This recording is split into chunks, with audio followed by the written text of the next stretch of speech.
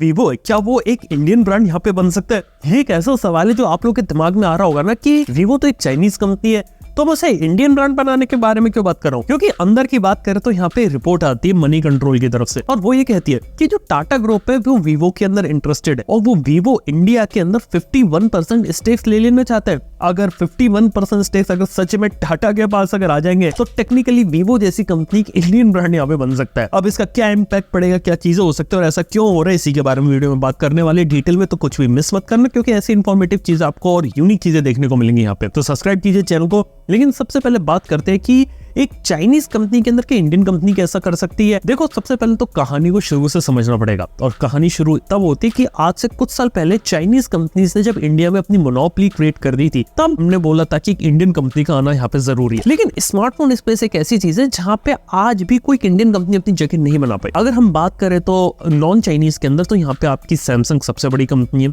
इसके बाद आपकी लावा और नथिंग का नंबर आता है। इन तीन कंपनीज को अगर मैं हटा दूं ना तो बाकी की सभी कंपनीज का जो ओरिजिन और जो पेरेंट है ना वो सीधे चाइना है। चाहे मोटोरोला की बात करें, उसकी पेरेंट कंपनी लेनोवो वो चाइनीज है, वीवो, ओप्पो, इन सब का तो बीबी के ग्रुप अलग ही चल रहा है, शॉमी, पोको अपना चल रहा है, और ट्रांसाइन होल्डिंग के अंदर आईटेल, टेक्नो, इन्फिनिक्स भी काम कर रहे हैं। तो कुल मिला के बात की जाए तो इंडिया का smartphone market majorly Chinese companies के अंदर डोमिनेट किया जा रहा था, और यहाँ पर चाहकर भी कोई भी एक इंडियन स्मार्टफोन कंपनी अभी भी खड़ी नहीं हो पाई थी, क्योंकि ग्राउंड अप से स्मार्टफोन कंपनी बनाना एक तरह से नेक्स्ट टू इम्पॉसिबल है। क्योंकि लावा जैसी कंपनी को भी कम बैक करने में थोड़ी दिक्कत आ रही है, नथिंग जैसी कंपनी भी आ रही है लेकिन मार्केट में वो डेंट क्रिएट नहीं कर पाई, और सैमसंग जो कि सबसे पुरानी कंपनीज में है यहाँ पे, वो इतने सालों से टिकी हुई है मार्केट में, तो वो बहुत बड़ी बात है। लेकिन बात करें तो क्या चाइनीज कंपनी के अंदर क्या इंडियन कंपनी यहाँ पर आ सकती है? देखो, सीधी बात है कि चाइनीज की अगर डोमिनेंस यहाँ पे हटानी थी तो एक इंडियन कंपनी का आना जरूरी था। लेकिन एग्जिस्टिंग प्लेयर के साथ अगर इंडियन कंपनी कोलैबोरेट करे तो एक इंडियन कंपनी को यहाँ पे शुरू से ग्राउंड अप से काम करने की बिल्कुल जरूरत नहीं पड़ेगी। एक एग्जांपल दूं आपको, आप लोगों ने एमजी मोटर्स का नाम सुना है। एमजी कंपनी कहने को तो बाहर की नॉन चाइनीज कंपनी है, लेकिन इसकी पेरेंट कंपनी है SAIC जो चाइना की कंपनी है, और एमजी मोटर्स के साथ इस टाइप की चीजें हुई थी, इसलिए पिछले साल उन्होंने JSW ग्रुप के साथ कोलैबोरेट किया, और JSW एक इंडियन कंपनी है जो 35% स्टेक ओन करती है एमजी मोटर के अंदर। अब इसका इम्पैक्ट ये हुआ कि कंपनी के अंदर जो पूरा कंट्रोल होता है वो एक इंडियन कंपनी का आया। इंडिया में एक मैन्युफैक्चरिंग करेंगे, जो टॉप लेवल होगा, वो जो डिसीजन मेकिंग पावर होगी वो इंडियंस के पास होगी। तो कुल मिला के देखा जाए तो कहने को अब वो चाइनीज कंपनी है, लेकिन कहीं ना कहीं पावर, कहीं ना कहीं इन्वॉल्वमेंट इंडिया और उसके लोगों का यहाँ पे बढ़ा दिया गया। इसके मतलब ये कि उसके जो प्रोडक्ट्स आएंगे वो तो भले ही हो सकता है चाइना में उसकी R&D हो, इंडिया में उसकी मैन्युफैक्चरिंग हो, वो सब चीजें चलेंगी, लेकिन एक कंट्रोल यहाँ पे मिलेगा। सेम कहानी एक BYD नाम की कंपनी उसके साथ भी चल रही थी, जो लिटरली चाइना की टेस्ला बोला जाता है उसे, क्योंकि चाइना के अंदर वो टेस्ला से अच्छी कारें बनाते हैं, उसे सस्ते रेट में देते हैं, और ग्लोबली टेस्ला से ज्यादा कारें BYD बेचता है यहाँ पे। वो कंपनी भी इंडिया में एंट्री करना चाहती, अच्छे तरीके से आना चाहती, लेकिन उसको भी रिस्ट्रिक्शंस वगैरह फेस करने पड़ रहे हैं यहाँ पे, और अच्छे तरीके से इंडिया में अपनी जगह नहीं बना पा रही, क्योंकि एक बार वो कंपनी आ गई तो बाकी इलेक्ट्रिक व्हीकल कंपनीज की मार्केट यहाँ पे खराब हो सकती है। अब ऐसा देखा तो स्मार्टफोन इंडस्ट्री के साथ ऑलरेडी हो चुका है, चाइनीज ने बहुत तगड़ी डोमिनेंस बना रखी है। अब यहाँ पर कहा जा रहा है कि वीवो जैसी कंपनी टाटा ग्रुप के साथ बात कर रही है। हाल ही में एक बात बता देना चाहूंगा, जो वीवो जो बात कर रही है ना टाटा ग्रुप के साथ, ये अभी इनिशियल फेज के अंदर है। यहाँ पे अभी ज्यादा चीजें डिस्क्लोज नहीं हुई है कि काम किस तरीके से होगा, क्योंकि वीवो वाले हायर वैल्यूएशन मांग रहे हैं और टाटा का शायद उतना वैल्यूएशन देने का मन नहीं हो, लेकिन कहीं ना कहीं इसी डायरेक्शन में चीजें बढ़ रही हैं। और अगर इस टाइप की चीजें होती है तो टेक्निकली वीवो जैसी कंपनी टाटा ग्रुप का पार्ट बन सकती है। उसके बाद यहाँ पे वीवो ने टाटा के साथ अगर मिलकर अगर प्रोडक्ट्स वगैरह निकाले तो उसके अंदर मार्केट में उसकी अलग रेपुटेशन मिलेगी, क्योंकि वीवो जैसी कंपनी कोई छोटी कंपनी नहीं है। हाल ही में जो IDC की रिपोर्ट आई थी वहां से पता चलता है वीवो जैसी कंपनी सैमसंग जैसी कंपनी को टक्कर दे रही है। इंडिया के टॉप 3 ब्रांड्स में कई सालों से आ रही है, कई बार फर्स्ट पोजीशन भी रिसेंटली अचीव करी थी, यानी कि उसके फोन्स मार्केट में पॉपुलर है, बिकते भी है, और महंगे और प्रीमियम फोन्स भी वो कंपनी यहाँ पर निकाल रही है। लेकिन एक बात है कि है वो चाइनीज, और टाटा के साथ मिलके अगर वो आगे बढ़ते तो शायद इस कंपनी और इंडिया के लिए काफी अच्छा हो सकता है, और काफी सारे लोग जो इंडिया का स्मार्टफोन लेना चाहते थे वो शायद वीवो की तरफ भी मूव कर सकते हैं।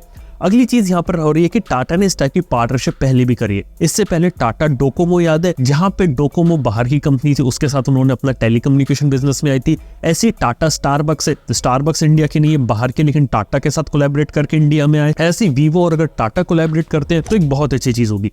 हालांकि प्रोडक्ट्स का इसके ऊपर क्या इंपैक्ट पड़ेगा वो बताता हूँ। यहाँ पे प्रोडक्ट्स जो रहेंगे ना वो अभी भी चाइना के अंदर ही डिजाइन होंगे, यहाँ पे उसकी R&D चाइना के अंदर होगी, इंडिया के अंदर मैन्युफैक्चरिंग किस तरीके से करनी है, किस तरीके से उनको बेचना है, मार्केटिंग, ये काफी सारी चीजें अब वहां पे उनके कंट्रोल के अंदर आएंगी। तो एक इंपॉर्टेंट फैक्टर रहेगा। तो ये एक चीज रहेगी, यानी कि मेरे को नहीं लगता कि प्रोडक्ट्स में कोई मेजर चेंज आएगा, लेकिन बाकी सारी दूसरी चीजों के अंदर यहाँ पे चेंज आ सकता है। अगली इंपॉर्टेंट चीज है वीवो के साथ, वो है कि यहाँ पे हाल ही में न्यूज आती है कि उनकी एक नोएडा के अंदर एक फैक्ट्री है और उस फैक्ट्री के अंदर वो अपने वीवो और आईको के स्मार्टफोन्स बनाते हैं और उस फैक्ट्री को यहाँ पे भागवती इलेक्ट्रॉनिक्स यहाँ पे टेक ओवर कर रहा है। यानी कि वीवो से हटके अब उस फैक्ट्री का जो मालिक होगा वो भागवती इलेक्ट्रॉनिक्स होगा। और भागवती इलेक्ट्रॉनिक्स पता है कौन सी कंपनी है? वो माइक्रोमैक्स है। क्योंकि आज के समय में भागवती एक ओडीएम बन के बैठी हुई है, जहां पर वो क्या काम करते हैं पता है? दूसरी कंपनीज के लिए प्रोडक्ट्स बनाते हैं। इंडिया में काफी सारी कंपनीज के जो टीवीज होते हैं वो भागवती यहाँ पर बनाती है और भागवती ने अगर वो टेक ओवर करी वो फैक्ट्री, तो अब वो वहाँ पे वीवो और आईको कंपनी के यहाँ पे स्मार्टफोन को यहाँ पे मैन्युफैक्चर कर सकते हैं। अगली इंपॉर्टेंट चीज यहाँ पर ये कि यहाँ पे वो हॉकिन नाम के चाइनीज ओडीएम को भी लेकर आ रहे हैं,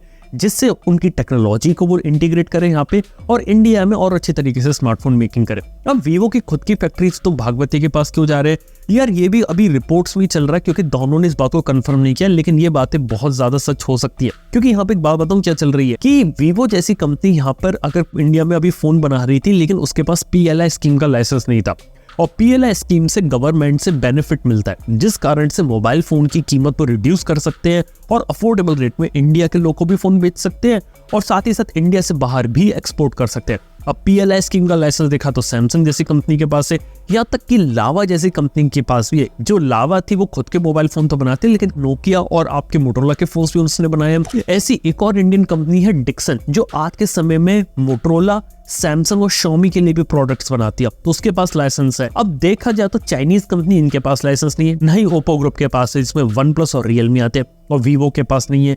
तो इस तरीके से यहाँ पे क्या हुआ कि जो फैक्ट्री का कंट्रोल है वो एक इंडियन कंपनी के पास आ गया और उसका यूज करके वीवो के लिए वो फोन बनाएंगी, तो प्राइस यहाँ पे रिड्यूस हो सकती है। और कंपनी के अंदर भी अगर टाटा अगर हिस्सेदारी देती है तो उसके बाद यहाँ पर आपको ज्यादा एफिशिएंसी देखने को मिलेगी, तो वो भी एक चीज है यहाँ पे। अब देखने वाली बात है कि आने वाला फ्यूचर यहाँ पे वीवो कंपनी के साथ क्या रहता है, क्योंकि वीवो देखा जाए तो एक ऐसी कंपनी जो इंडिया में लगभग उसे 10 साल हो गए।